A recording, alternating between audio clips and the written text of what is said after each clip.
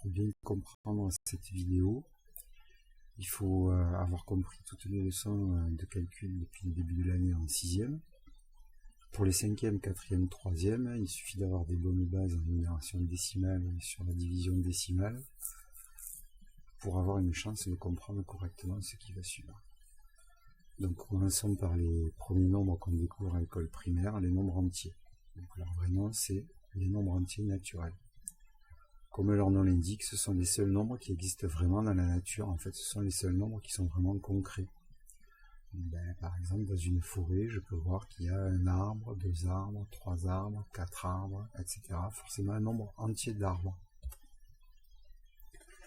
L'étude de ces nombres entiers naturels, c'est-à-dire de leurs propriétés et des relations qui existent entre eux, c'est une branche des mathématiques à part entière, on appelle ça l'arithmétique.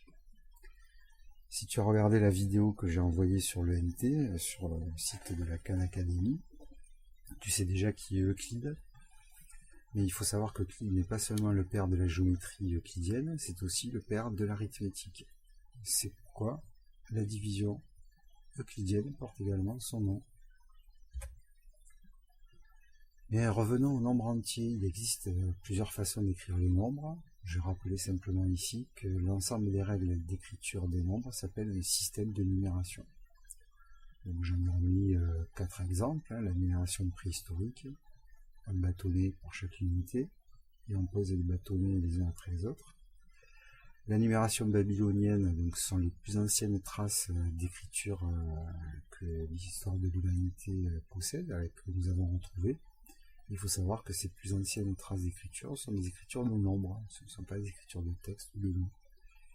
Nous avons la numération romaine, également notre numération, la numération en système décimal, qu'on appelle la numération décimale.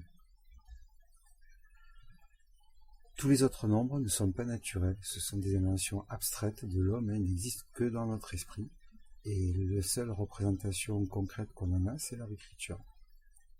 Alors bon, même si à l'école on parle des nombres décimaux avant de parler de division, il faut savoir que dans l'histoire de l'humanité, bien sûr, la division est apparue avant les nombres décimaux.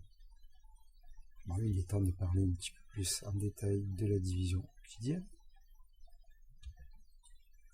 Supposons que je sois un berger dans la Grèce antique et que je meurs alors que j'avais 45 moutons et 3 enfants. De mon vivant, j'avais émis le désir que mes moutons soient partagés équitablement entre mes 3 enfants après ma mort.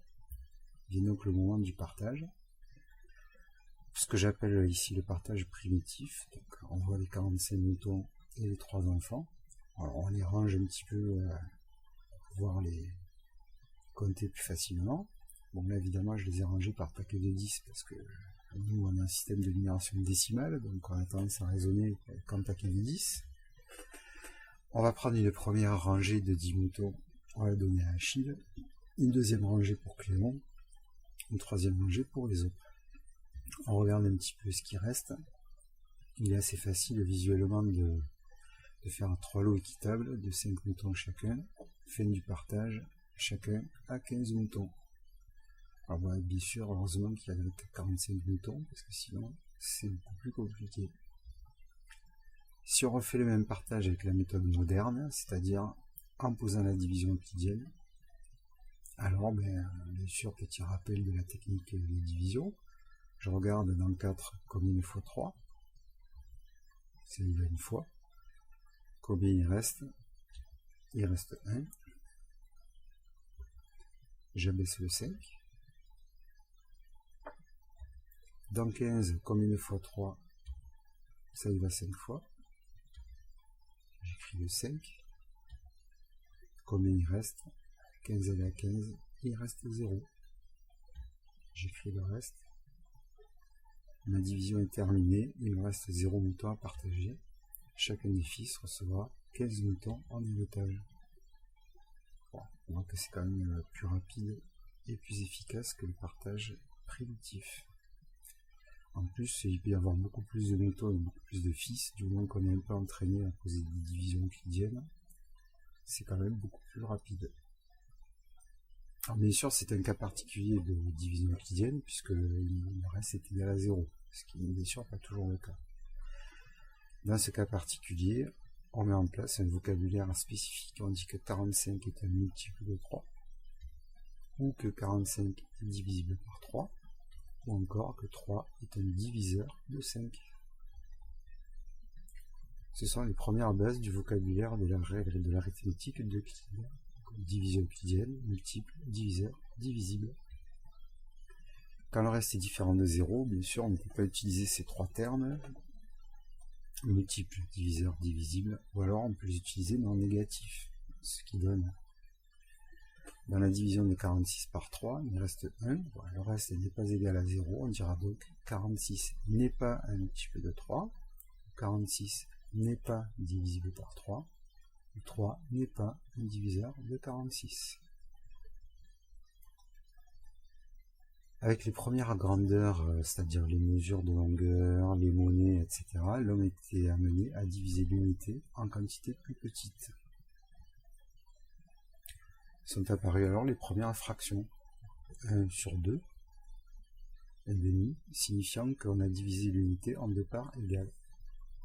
1 tiers signifie qu'on a divisé l'unité en 3 parts égales, et ainsi de suite. 1 quart, 1 cinquième, etc. En dessous, j'ai mis leur écriture moderne, avec un trait de fraction horizontale. Et pendant longtemps, l'homme n'a utilisé que les nombres entiers et les fractions, parfois en combinant ensemble avec des opérations. Par exemple, si je prends 5 unités entières plus 3 morceaux d'unités partagées en 4, je vais écrire 5 plus 3 fois 1 quart, ou 5 plus 3 quarts. Ce genre d'écriture découle aussi directement de la division euclidienne. J'ai remis ici la division de 46 par 3. Comme nous l'avons vu dans la leçon, il y a des écritures en ligne qui correspondent à cette division euclidienne. 46 égale 3 fois 15 plus 1, et 46 sur 3 égale 15 plus 1 sur 3. On retourne voir un petit peu dans la leçon. Et si on revient sur les deux écritures de la diapo 32, 5 plus 3 fois 1 quart égale 5 plus 3 quarts, et bien on verra qu'elle découle aussi de la division euclidienne de 23 par 4. Il suffit de les voir pour repérer quand on est un petit peu entraîné que le quotient euclidien de 23 par 4 est 5 et que le reste est 3. Donc, tu peux vérifier en posant cette division. Au XVIIe siècle, avec l'invention du système de numération décimale, les fractions décimales ont pris une importance particulière. Pour en savoir un petit peu plus, il faut retourner lire la première leçon de l'année sur les nombres décimaux. Il faut savoir que les Égyptiens, il y a déjà des milliers d'années, utilisaient des fractions, l'écriture décimale et les nombres décimaux sont une invention très moderne.